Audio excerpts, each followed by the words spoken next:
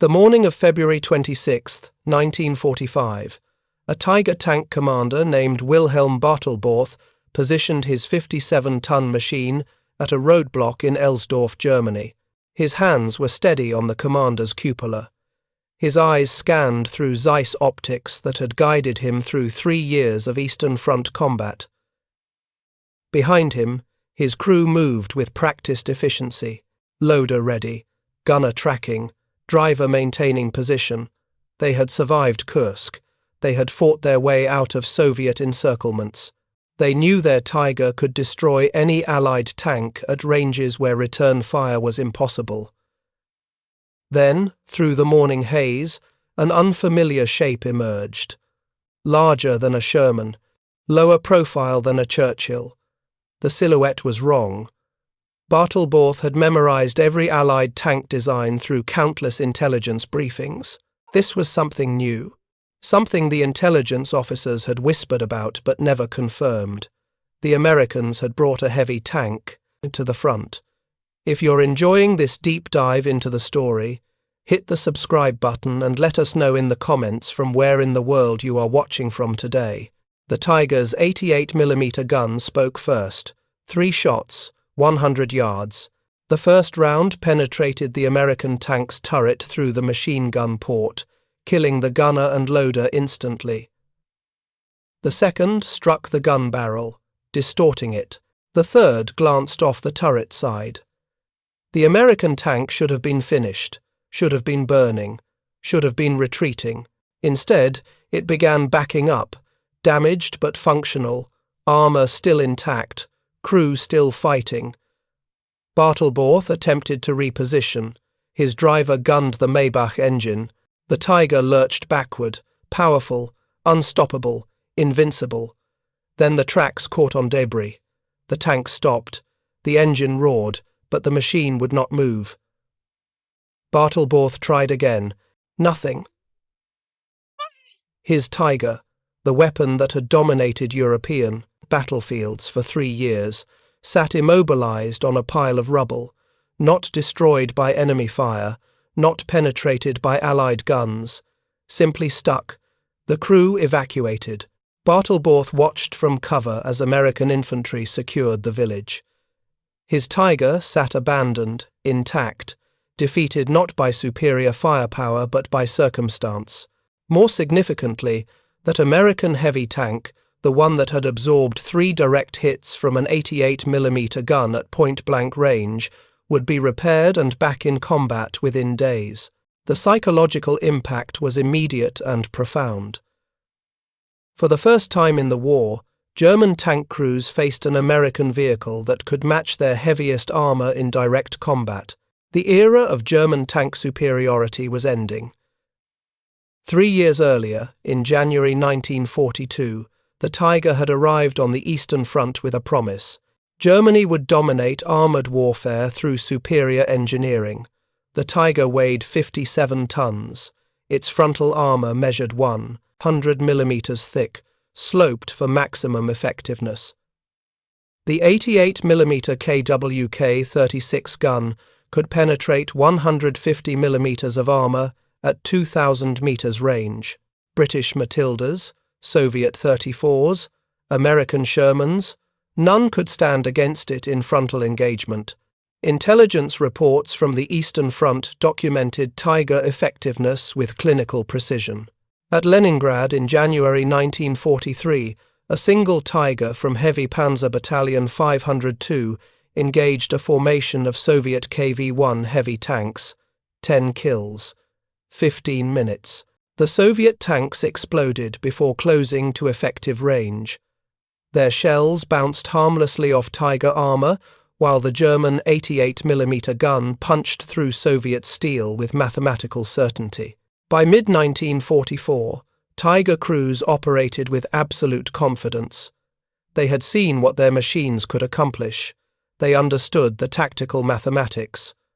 At 2,000 metres, the Tiger's gun could penetrate any Allied tank. At 2,000 metres, no Allied gun except the British 17-pounder stood any chance of penetrating Tiger armour. Even Sherman tanks mounting the improved 76mm gun struggled against Tiger frontal plates. The psychological advantage multiplied Tiger effectiveness beyond raw numbers. Allied tankers who encountered Tigers developed what medical officers termed Tiger phobia. The mere report of Tigers in a sector would cause American units to request artillery preparation and air support before advancing. Shermans would attempt flanking maneuvers, knowing that frontal engagement meant certain destruction. British Cromwells would seek cover rather than risk direct confrontation. The Tiger did not merely destroy enemy tanks, it paralyzed enemy armor operations through fear. German propaganda reinforced this narrative systematically. Newsreels showed Tigers crushing through Soviet positions.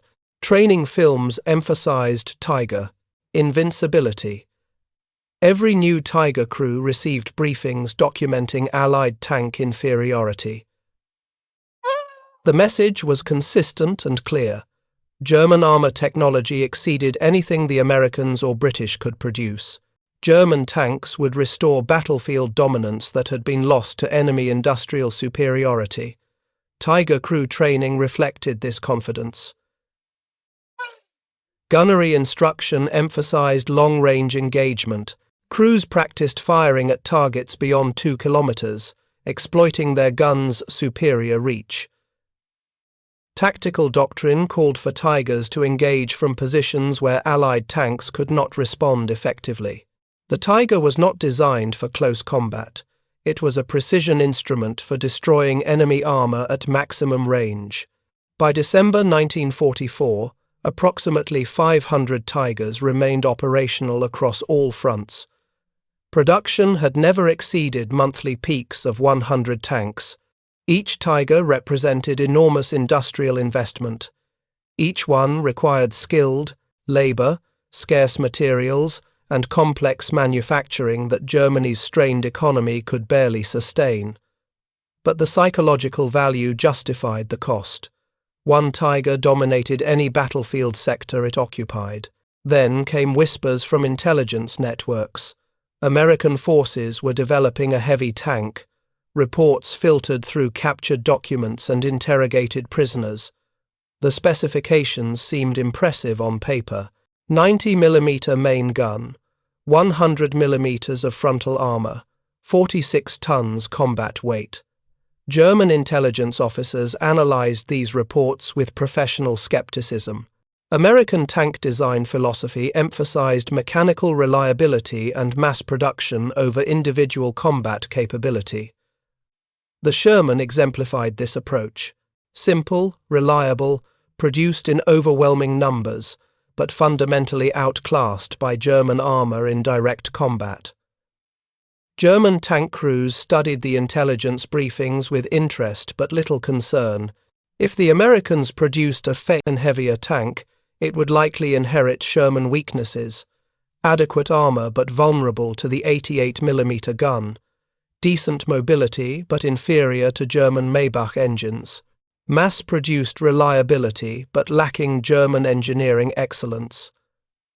The Americans would build 10,000 of these new tanks. Germany would counter with superior technology and veteran crews who knew how to exploit every tactical advantage. The first concrete intelligence arrived in January 1945. American heavy tanks, designated 26E1, had been shipped to Europe. 20 tanks, delivered to 1st Army, distributed between 3rd Armored Division and 9th Armored Division. The tanks carried 90mm M3 guns, similar ballistically to the Tiger's 88mm weapon. Frontal armor approached 100mm, potentially sufficient to resist German tank guns at certain ranges and angles.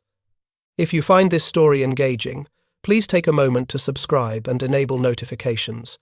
It helps us continue producing in-depth content like this. German intelligence officers compiled technical assessments. The 90mm M3 gun could penetrate 135mm of armor at 1,000 meters range using standard armor-piercing ammunition. Tiger frontal armor at 100 mm thickness could potentially be vulnerable at medium ranges. The psychological implications were significant. For 3 years, Tiger crews had operated knowing their armor provided absolute protection frontally. Now they faced a weapon that might penetrate that protection. Veteran Tiger commanders received briefings about the American heavy tank in mid-January 1945. The sessions emphasized that while the new American tank represented improvement over the Sherman, it remained inferior to German heavy tanks overall. Tiger armor, when properly angled, would still provide substantial protection. The 88 mm gun retained superior range and penetration characteristics. German crews possessed experience advantages from years of combat that American crews lacked. The briefings concluded with reassurance. The Tiger remained the superior tank, but experienced commanders understood the implications.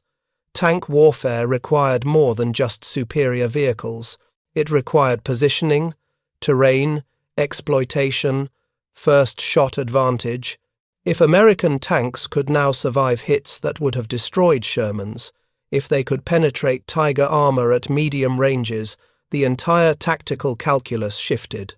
Tigers would still dominate long-range engagements, but if Americans closed to 600 meters, if they flanked, if they achieved tactical surprise, the outcome became uncertain.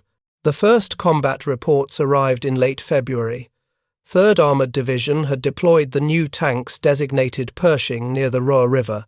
Initial engagement on February 25 resulted in 1 Pershing damaged but not destroyed by Tiger fire. The damaged tank had been recovered and returned to service. German intelligence officers noted this with concern. Shermans hit by Tiger fire typically burned. The Pershing had absorbed punishment and survived. Then came the report from Elsdorf on February 26. Tiger number unknown had engaged a Pershing at approximately 100 yards. 3 hits. The Pershing's turret penetrated through the machine gun port. Gun barrel damaged. Turret side struck. The American tank withdrew but remained operational. More significantly, the Tiger had become immobilized, attempting to reposition, and was abandoned by its crew. The Pershing was repaired and returned to combat on March 7. German tank commanders read these reports with growing unease. The tactical situation had fundamentally changed. For 3 years, Tiger crews knew that hitting an Allied tank meant destroying it. 1 shot, 1 kill. The Pershing broke that equation. It could absorb hits, it could survive, it could return to combat, and its gun could penetrate Tiger armor. The psychological shift was profound and immediate. Tiger crews had operated with confidence born from 3 years of demonstrated superiority. That confidence rested on concrete evidence. At Kursk, Tigers had destroyed Soviet tanks by the dozens. In Normandy, Tigers had knocked out Shermans from ranges where Allied guns could not respond. Every engagement reinforced the narrative. German tanks were superior. German armor technology exceeded Allied capabilities. German crews would prevail through better equipment. The Pershing shattered that narrative, not through overwhelming numbers, not through tactical brilliance, simply by existing, by matching Tiger armor protection, by mounting a gun that could penetrate Tiger frontal plates, by proving that American industry could produce heavy tanks with capabilities approaching German heavy armor. The psychological foundation of German tank superiority cracked. Training doctrine had emphasized exploiting Tiger advantages. Engage at maximum range. Use superior gun range to destroy enemy tanks before they closed to effective distance. Position defensively to maximize frontal armor protection. These tactics worked brilliantly against Shermans. Against Pershings, they remained viable but no longer guaranteed success. A Pershing at 600 meters could penetrate Tiger armor. A Pershing could survive hits that would destroy lighter tanks. A Pershing could trade shots with a Tiger, and both tanks might survive the exchange. More troubling was the implication for German industrial capacity. If America could produce a heavy tank approaching Tiger capabilities, how many would they build? The Sherman had appeared in tens of thousands. The Pershing would likely follow the same production philosophy. Mass production, overwhelming numbers. American industrial capacity applied to heavy tank construction. Germany produced 500 Tigers total throughout the war. America might produce 5,000 Pershings. The mathematics of attrition became brutally clear. Even if Tigers maintained slight technical superiority, even if German crews possessed experience advantages, even if tactical doctrine exploited every strength, numerical disparity would prevail. One Tiger could destroy 5 Pershings in ideal circumstances, but America would build 20 Pershings for every Tiger Germany fielded. The equation was unwinnable. Intelligence reports from late February documented additional Pershing deployments. 3rd Armoured Division operated 10 Pershings. 9th Armoured Division operated 10 more. Additional tanks were arriving monthly as American production accelerated. By March, 1st Army would field 30 Pershings. By April, perhaps 50. The number grew while German Tiger production collapsed under Allied bombing and raw material shortages. German tank crews understood what this meant. For 3 years, they had fought outnumbered but technologically superior. 1 Tiger versus 3 Shermans favored the Tiger in direct combat. 1 Tiger versus 3 Pershings was uncertain. The Americans were narrowing the technology gap while maintaining crushing numerical superiority. The war's outcome had never truly been in doubt.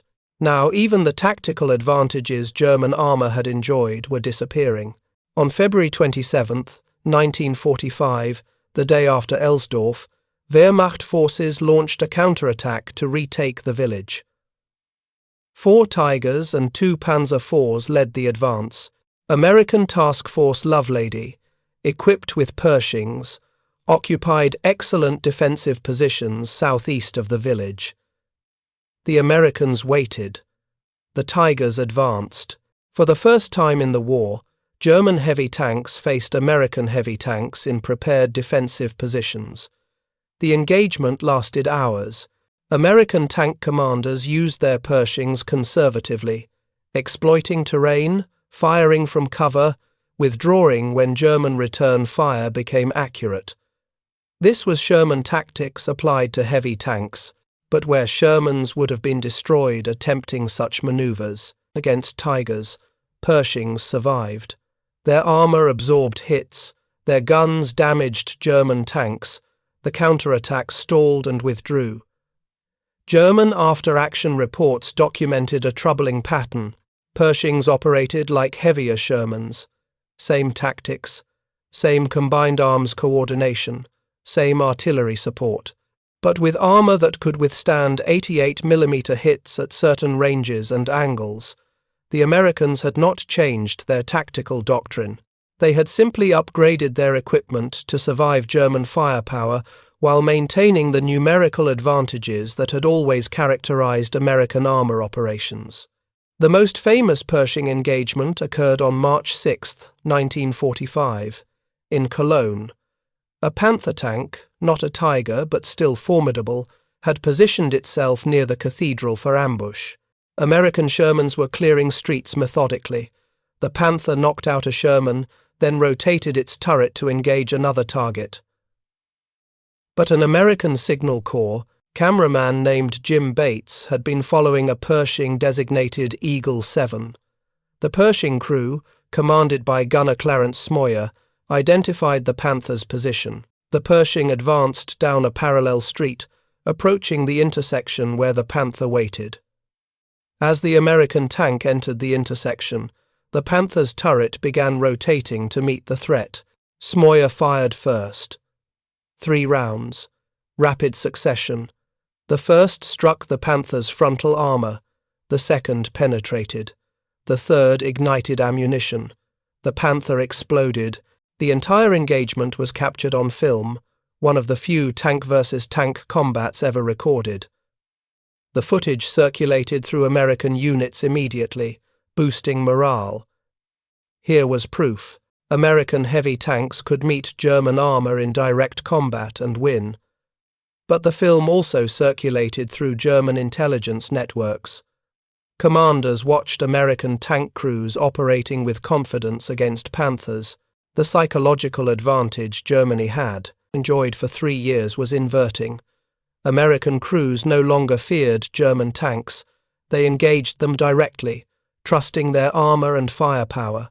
For German tank crews, particularly veterans who had dominated battlefields since 1942, this represented profound psychological displacement. Their identity had been built around operating superior equipment. They were the elite. They drove the best tanks in the world. They destroyed inferior Allied armor with contemptuous ease. Now they faced American tanks that could match their capabilities. The foundation of their combat effectiveness was crumbling. The technical specifications told only part of the story. What mattered in combat was not just armor thickness or gun penetration, but the time required to acquire, fire, and reload. This was where German confidence had always rested. Tiger crews trained obsessively on gunnery. A well-trained Tiger loader could reload the 88mm gun in approximately 7 to 8 seconds under ideal conditions. From ready ammunition racks, the best loaders achieved 6 seconds. This rate of fire, combined with superior optics and veteran gunner training, gave Tigers decisive advantages in gunnery duels. But combat conditions were never ideal.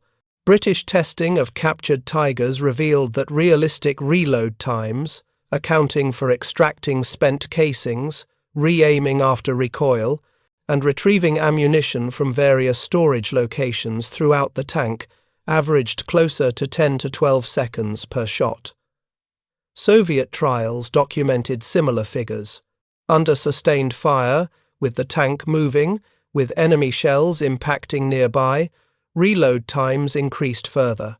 The theoretical maximum rate of fire meant nothing if the crew was exhausted, stressed, or working from depleted ready racks. Pershing crews faced similar constraints. The 90mm M3 gun used semi-automatic breech mechanisms similar to German designs. A trained loader could achieve reload, at times comparable to Tiger crews, approximately 7 to 10 seconds under combat conditions. The Pershing's turret was roomier than the Sherman's, giving the loader better working space. Ammunition was stored in hull racks below the turret ring, requiring the loader to bend down, retrieve the round, and load it into the breech. The tactical implications were profound. In a direct engagement between a Tiger and a Pershing, both tanks could fire approximately 5 to 6 aimed shots per minute under ideal circumstances. The Tiger retained advantages in gun range and armor penetration at extreme distances, but at medium ranges, 600 to 1,000 meters, the engagement became a duel of crew skill rather than equipment superiority. Whichever crew fired first, whichever gunner aimed more accurately, whichever loader worked faster, would likely prevail. German intelligence officers calculated the new tactical reality with cold precision. If a Tiger engaged a Pershing at 800 meters range, both tanks could penetrate each other's armor. The Tiger's 88mm gun could punch through the Pershing's frontal armor at that distance. The Pershing's 90mm gun could penetrate Tiger armor, especially if targeting the flat portions of the hull or turret. The engagement would be decided by crew quality, not equipment superiority. This fundamentally altered German tactical doctrine. For 3 years, Tigers had been deployed aggressively, trusting their armor to survive enemy fire while their guns destroyed Allied tanks from superior range. Against Pershings, aggressive tactics meant mutual destruction. Tigers needed to fight defensively, from prepared positions, exploiting terrain and distance. But defensive tactics surrendered the initiative to numerically superior American forces. It was an impossible strategic position. Worse still, Pershing crews were learning rapidly. Initial engagements in February 1945 involved crews with minimal training on the new tanks. By March, American tankers had accumulated combat experience. They understood their vehicles' capabilities and limitations. They knew which angles maximized armor protection. They learned to identify German tanks quickly and engage with practiced efficiency. The experience gap that had favored German veterans was narrowing with every engagement. The situation deteriorated further when reports arrived about an upgraded American heavy tank. Intelligence officers received fragmentary information in late March 1945. One Pershing had been modified with additional armor and a longer-barreled gun. Ordnance personnel at 3rd Armored Division maintenance facilities had welded additional armor plates to the tank's frontal glacis and gun mantlet. They had also installed a new 90mm gun, designated T15E1, with substantially longer barrel and higher muzzle velocity. This modified tank, which maintenance crews nicknamed the Super Pershing, mounted a gun that exceeded even the King Tiger's formidable 88mm K-43 in muzzle velocity. The T15E1 fired armor-piercing rounds at 1143 meters per second, compared to 1000 meters per second for the standard Tiger gun. At 1,000 yards range, this gun could penetrate 302 millimeters of armor. That was sufficient to punch through the King Tiger's frontal armor, the thickest in German service. The Super Pershing's combat debut occurred on April 4, 1945, near Dessau. The tank, assigned to crew commanded by Fireball Sergeant John Irwin, encountered German armor during street fighting. At approximately 1,500 yards range, Irwin's gunner engaged what was likely a Jagd Panther tank destroyer. The first shot struck the target squarely. Sparks shot 60 feet into the air. The German vehicle was destroyed instantly.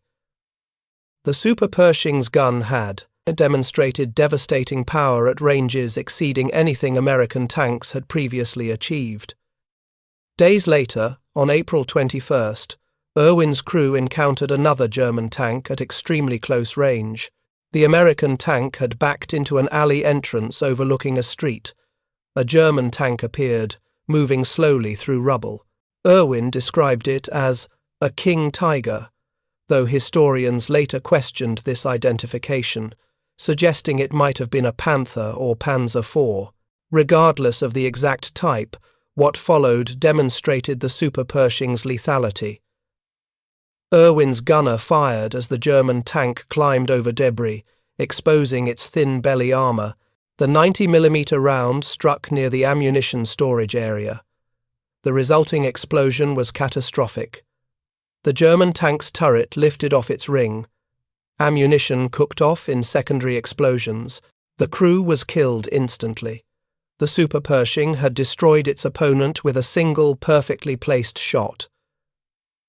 The engagement lasted seconds. The German crew never fired a shot in return. For German tank crews receiving intelligence reports about this super-powered American tank, the psychological impact was crushing. It was not enough that the standard Pershing could match Tiger capabilities. Now, Americans fielded a tank that exceeded even the King Tiger's capabilities. The Super Pershing mounted a gun that could penetrate any German armor at extended ranges. It carried additional armor protection that might resist German guns, and it was mobile enough to operate effectively in urban terrain where Tigers and King Tigers struggled. German tankers understood what this meant for reload rates and tactical mathematics. If a Tiger encountered a Super Pershing, the American crew would need only one shot to achieve a kill. The German crew might need multiple shots, depending on range and angle. In the time required for a Tiger crew to fire, assess impact, reload, re-aim, and fire again, approximately 20-30 seconds minimum, the American crew could fire 2 aimed shots. Even if the first American shot missed or failed to penetrate, the second likely would. The title's implication, about 45 seconds, reflected this brutal tactical reality, though it was somewhat hyperbolic. In actual combat, engagements rarely lasted that long. The first shot usually decided the outcome, but if circumstances forced a sustained gunnery duel, German crews faced impossible odds. Against standard Pershings, Tigers retained slight advantages at extreme range. Against the Super Pershing, German tanks were outmatched at all combat distances. Training bulletins distributed to German armoured units in April 1945 reflected the changed tactical situation. Instructions emphasized avoiding engagement with American heavy tanks whenever possible. Tigers should operate only in prepared defensive positions, with clear fields of fire exceeding 1,500 meters. They should prioritize destroying Shermans and lighter Allied armor, withdrawing if Pershings appeared. Under no circumstances should Tiger crews engage the heavily modified American tank with the distinctively long gun barrel. These instructions represented the complete inversion of 3 years of tactical doctrine. Tigers had always been deployed aggressively as breakthrough weapons. Their role was to lead attacks, destroy enemy armor, and open gaps for lighter German tanks to exploit. Now they were being relegated to defensive positions, instructed to avoid combat with the most dangerous enemy tanks, reduced to engaging softer targets while retreating from peer competitors. The psychological impact on veteran crews was devastating. German tank crews had built their identity around operating superior equipment. They had endured horrific casualties, mechanical breakdowns, fuel shortages, and overwhelming numerical disadvantage because they believed their tanks were better. One Tiger could destroy 3 Shermans. One Panther could knock out 5 34s. Superior German engineering would compensate for Allied industrial superiority. That belief sustained morale through years of retreat and defeat. The Pershing and Super Pershing destroyed that belief. American industry had closed the technology gap. American tanks now matched or exceeded German capabilities, and American industry could produce these advanced tanks in quantities Germany could never match.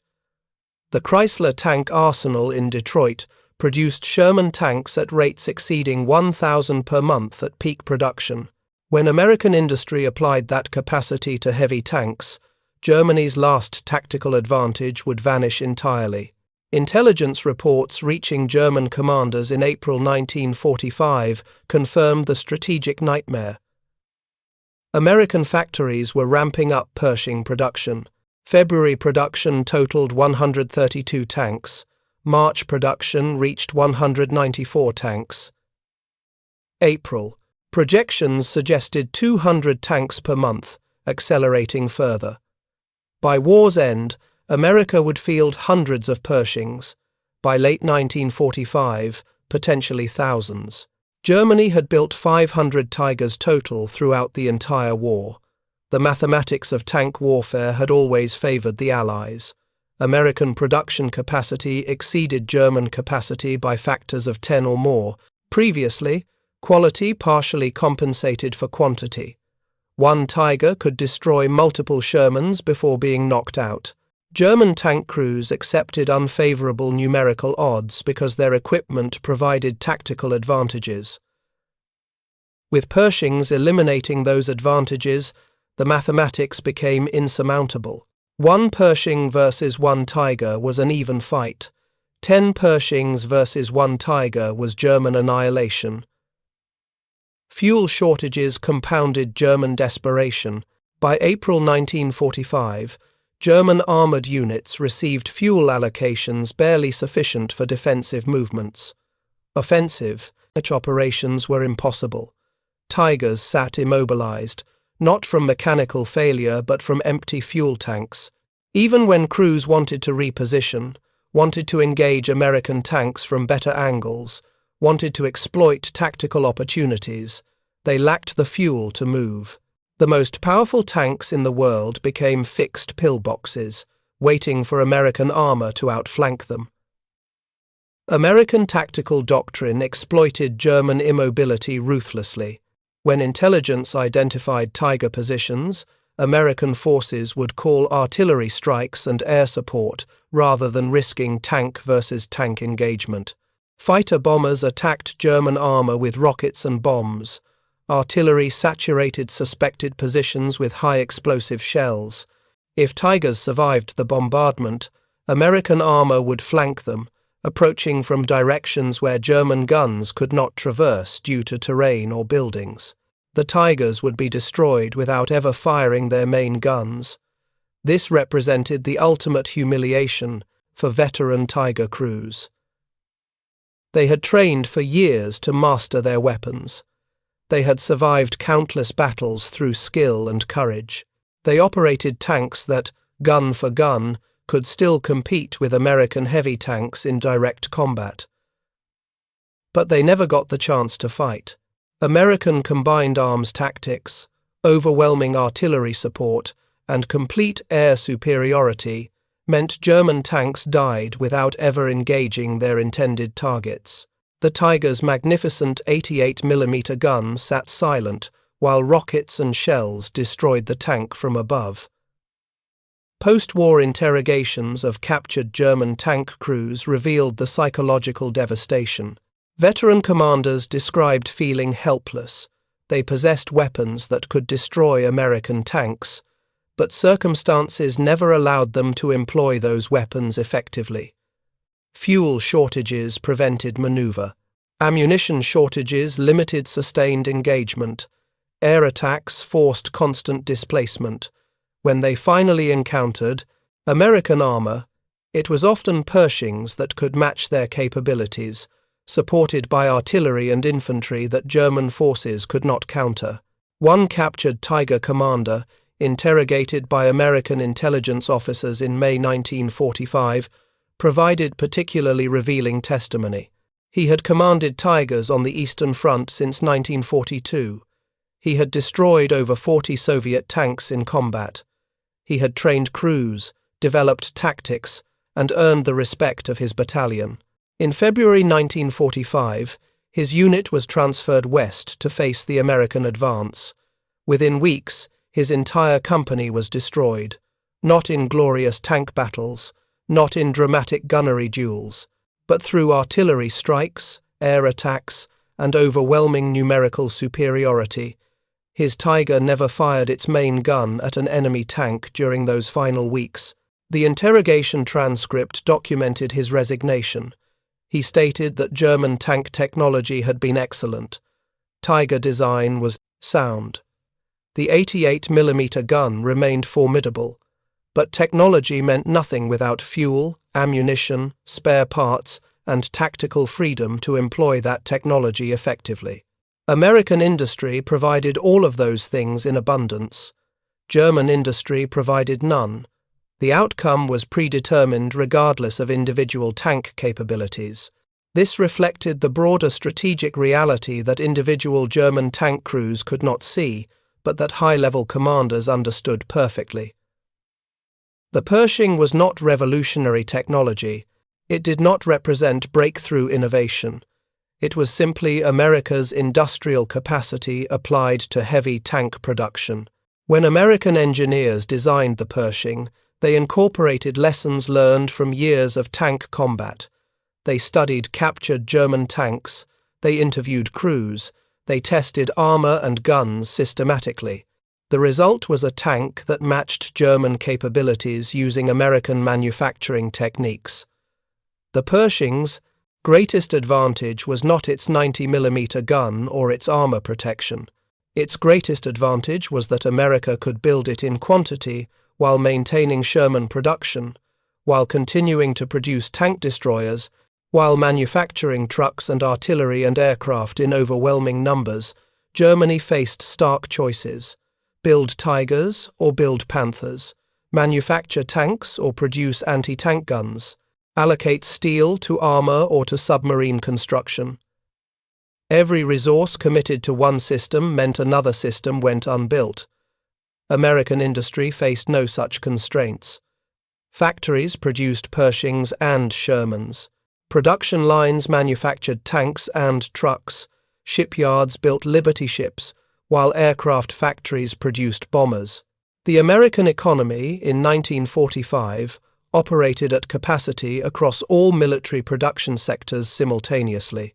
Germany's economy had been operating beyond sustainable capacity since 1943, cannibalizing civilian production, exploiting slave labor, and still failing to meet military requirements.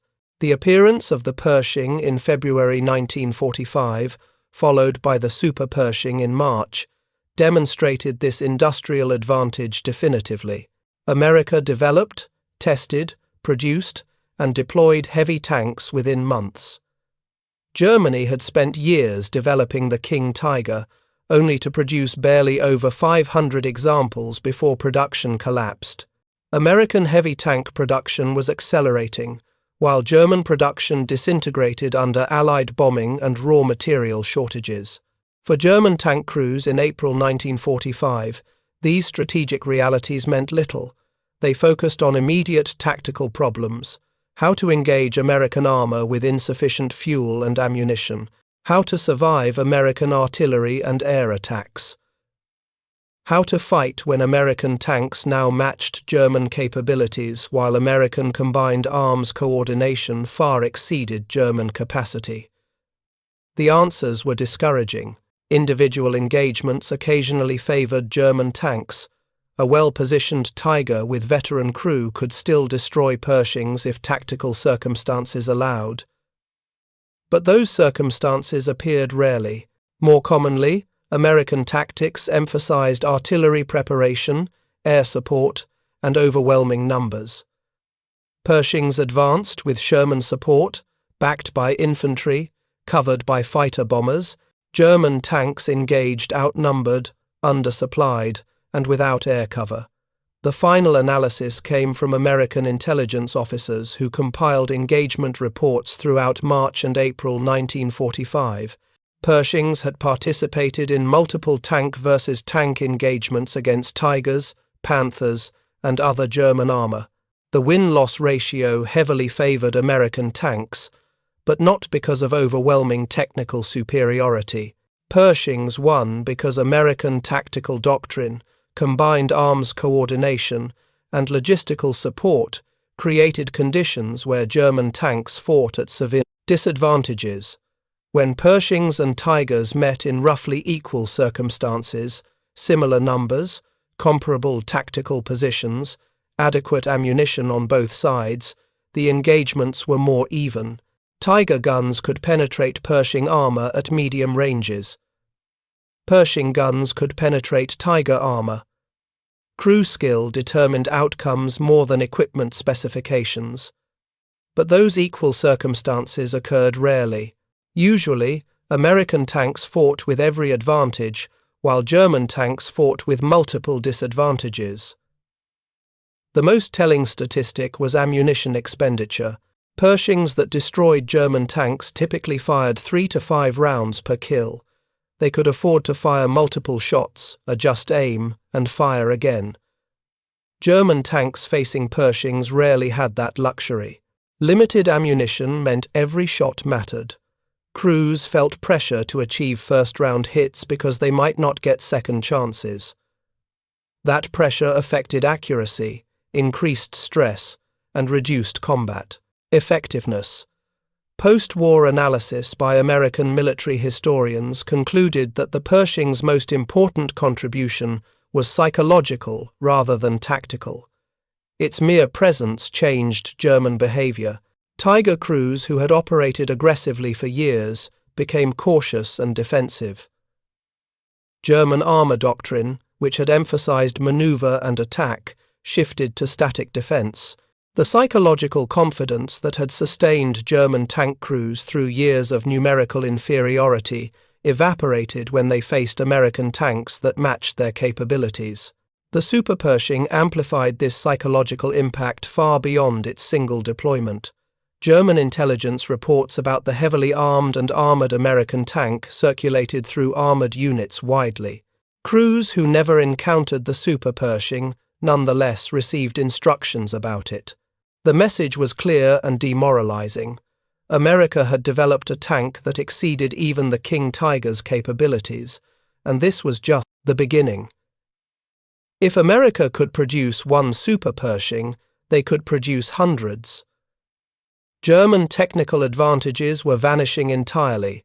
By late April 1945, as the war entered its final weeks, German tank crews fought with the knowledge that their technological superiority was gone, their numerical superiority had never existed, and their strategic position was hopeless. Individual acts of courage and skill continued. Veteran commanders achieved remarkable tactical successes, but the broader strategic picture was undeniable. Germany had lost the armored warfare battle decisively. The Pershing represented the culmination of American industrial learning. For 3 years, American tankers had fought in inferior equipment, absorbing horrific casualties while learning hard lessons. The Sherman was never intended to fight Tigers. It was designed for infantry support and exploitation, not tank versus tank combat. But Shermans faced Tigers anyway because American forces had no alternative. Thousands of American tankers died in Shermans fighting battles. Their tanks were not designed to win. The Pershing corrected that imbalance. It gave American crews a tank that could engage German heavy armor on roughly equal terms. It restored tactical confidence that had been eroded by years of fighting in outmatched vehicles. It demonstrated that American industry, when focused on specific problems, could produce solutions matching or exceeding German engineering. And critically, it arrived in sufficient numbers to influence operations, unlike limited experimental weapons that appeared too late to matter. The broader lesson extended beyond tank specifications. The Pershing demonstrated that industrial capacity, properly applied, determined warfare outcomes more than individual weapon system excellence. Germany produced superior individual tanks, but lacked the industrial base to manufacture them in decisive quantities. America produced adequate tanks in overwhelming numbers, then upgraded designs to match German capabilities while maintaining numerical advantages. The strategic mathematics were unbeatable. German tank crews had fought courageously throughout the war. They had endured impossible odds, survived catastrophic losses, and continued fighting when defeat was certain. Many were veterans of 3 or 4 years of combat, men who had seen comrades killed, tanks destroyed, and positions overrun countless times. They remained at their posts because they believed their equipment gave them fighting chances despite numerical odds. The Pershing and Super Pershing removed that final consolation. When even technological advantage disappeared, when American tanks matched German capabilities, the mathematical certainty of defeat became psychologically crushing.